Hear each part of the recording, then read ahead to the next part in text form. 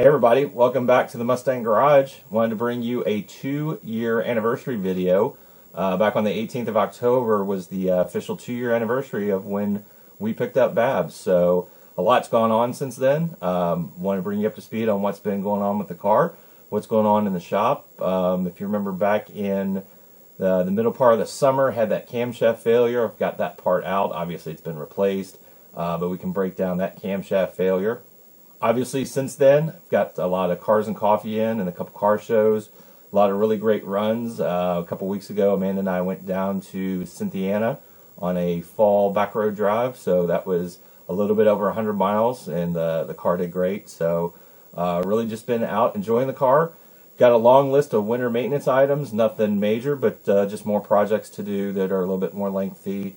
So once we shut it down for the winter, I can tackle those, and we'll cover that in the video a little bit more.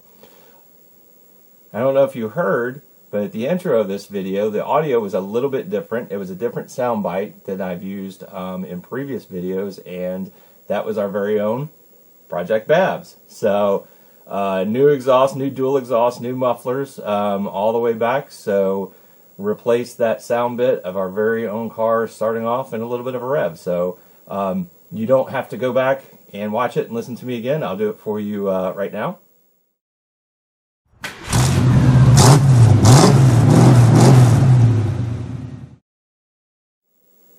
So hopefully you enjoy that as much as I do. So let's get into it.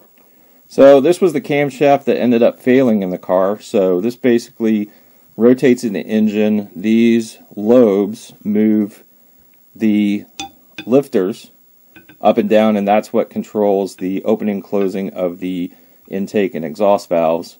So normal lifter is this little guy here. It's filled with oil and basically moves up and down. Nice flat surface there, and it rides on that flat surface there. So if you come a little bit further down and take a look, this guy is not flat at all. It's supposed to look like that.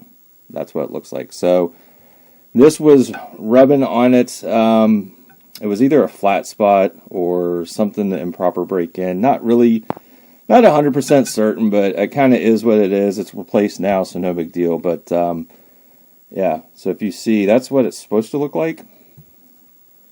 And that is what this one looks like. So it chewed through a lot of metal, a lot of gouging, and basically rubbed this down so far that basically this just stopped really moving up and down. So yeah, pretty big failure there, but you know, lesson learned. It is what it is, and we just moved on. What's a birthday without presents? I don't know, because I got a bunch of birthday presents. Upper control arms, lower control arms, spring purchase, so basically everything needed to overhaul the front suspension. A lot of these guys, like the ball joints, and so there's rubber bushings in there, which are basically, we could take the old parts out and replace them, but most of this stuff is like riveted in.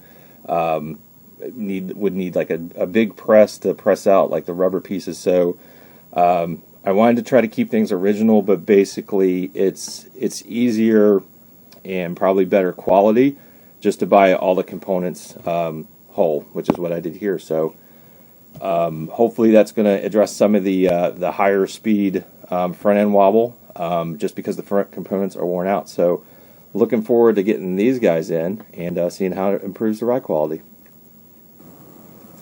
As I mentioned, about 1,300 miles on the motor. I've not yet taken the spark plugs out and had a good look at those. You can tell a lot by how the engine's running by the spark plug. So got this one out. Let's go to the workbench and do some research. So with the spark plug out, we can take a better look at it, see some white powdery deposits. Best way to understand that is go to the good book, Ford, chapter 9, verse 22. And I see down here, white powdery deposits means normal conditions. Well, isn't that just great? So, yeah, tells us everything's doing good. Everything's running fine. It's not too rich, not too lean, not overheating, not fouling. So, big thumbs up to the engine tuners. So that's going to be it for this video. We're going to close it out with some brand new exhaust noise.